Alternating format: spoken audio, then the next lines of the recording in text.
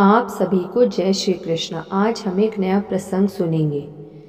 सुखदेव जी राजा जनक जी से बोले, आपके कुल में पहले निमि नाम के राजा हो चुके हैं। उन राजऋषि ने एक बार अपने गुरु वशिष्ठ मुनि को यज्ञ के लिए निमंत्रित किया। उस समय वशिष्ठ जी ने उनसे कहा कि आपसे पहले इंद्र ने मुझे यज्ञ के लिए आमंत्रित कर रखा है। इंद्र का यज्ञ संपन्न कराकर मैं आपका भी यज्ञ पूर्ण करूंगा।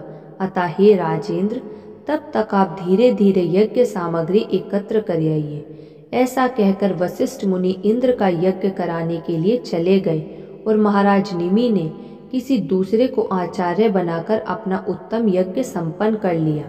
यह सुनकर वशिष्ठ जी राजा पर अत्यंत क्रोधित हुए और उन्हें शाप देते हुए बोले, हे गुरु का परित्याग करने वाले, तुम्हारा शरीर नष्ट हो जाए।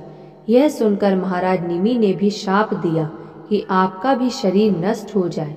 इस प्रकार वे दोनों एक दूसरे के शाप से नष्ट हो गए, ऐसा मैंने सुना है। हे राजा, विदेह होकर भी राजा ने अपने गुरु को स्वयं शाप क्यों दे डाला?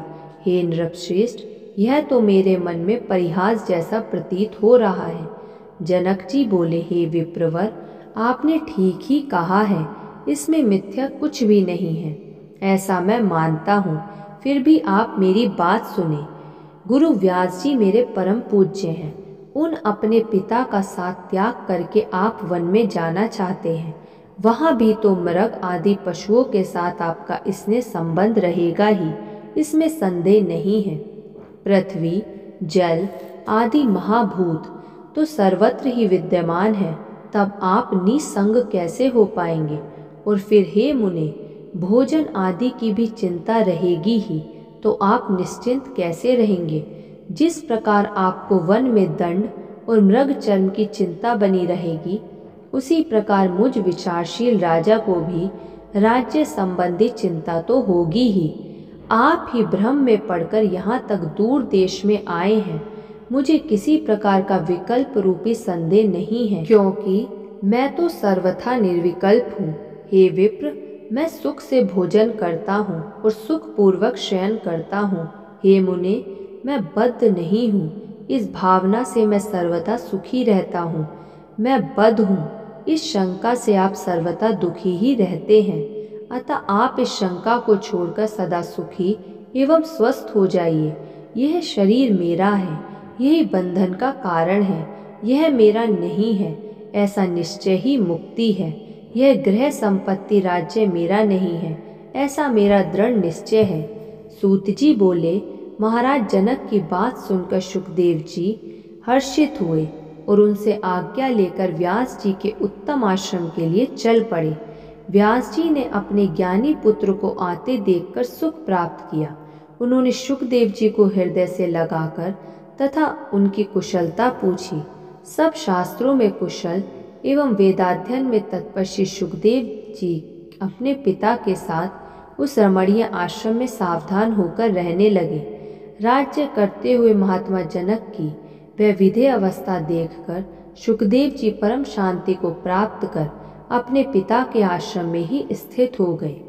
योग मार्ग में स्थित रहते हुए भी सुखदेव जी ने पितरों की पीवरी नाम की सौभाग्यवती सुंदर कन्या को पत्नी रूप में स्वीकार कर लिया। उन्होंने उससे कृष्ण, गौरप्रभ, भूरी और देवश्रुत नामक 4 पुत्र उत्पन्न किए। साथ ही उन प्रतापी व्यास सुखदेव जी ने कीर्ति नाम की एक कन्या उत्पन्न करके उस कन्या का विवाह विभ्राज के पुत्र महात्मा अणु के साथ कर दिया। सुखदेव जी की कन्या से उत्पन्न अणु के पुत्र श्रीमान ब्रह्मदत्त हुए, जो बड़े प्रतापी, ब्रह्मज्ञानी एवं पृथ्वी के रक्षक थे। उधर सुखदेव जी भी अपने पिता का साथ त्याग कर कैलाश के सुरम्य शिखर पर चले गए और निसंग भाव से अविचल ध्यान लगाकर स्थित हो गए। कुछ ही दिनों में उन्हें परम सिद्धि प्राप्त हो गई और वे पर्वत के शिखर से उड़ गए तथा महातेजस्वी वे सुखदेव जी आकाश में जाकर सूर्य के समान सुशोभित होने लगे। तब सुखदेव जी के उड़ते हुए पर्वत शिखर 2 भागों में विभाजित हो गए। सुखदेव जी के आकाश में जाते ही अनेक प्रकार के उत्पात होने लगे। ऋषियों के द्वारा स्तुति किए जाते हुए वे सुखदेव जी अंतरिक्ष में वायु की भांति स्थित हो गए।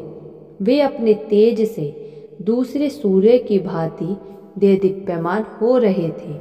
अपने प्रिय पुत्र सुखदेव के विरह में हाँ पुत्र कहकर विलाप करते हुए व्यास जी को शोक संतप्त देखकर साक्षात शंकर जी वहां आकर उन्हें सांत्वना देने लगे। हे व्यास जी, आप शोक मत कीजिए, आपके पुत्र श्रेष्ठ योगवेत्ता हैं। उन्होंने आकृतात्माओं के लिए भी दुर्लभ परम गति प्राप्त कर ली है। अतः ब्रह्म ज्ञान रखने वाले आपको उन सुखदेव के लिए चिंता नहीं करनी चाहिए। व्यास जी बोले, हे देवेश, हे जगतपते, शोक दूर नहीं हो रहा है। पुत्र दर्शन की लालसा वाले मेरे नेत्र आतृप्त हैं। महादेव जी बोले, अब आप अपने पुत्र की रमणीय छाया अपने पास सर्वथा विद्यमान देखेंगे। हे मुनिवर, उस छाया को देखकर आप अपना शोक दूर कर दीजिए। व्यास जी ने अपने पुत्र सुखदेव जी की ओजस्विनी छाया देखी। उन्हें वरदान देकर शंकर जी वहीं अंतर्धान हो गए। महादेव जी के अंतर्हित हो जाने पर व्यास जी भी अपने आश्रम को लौट आए। सुखदेव जी के वियोग से संतप्त होकर वे अत्यंत दुखी रहने लगे।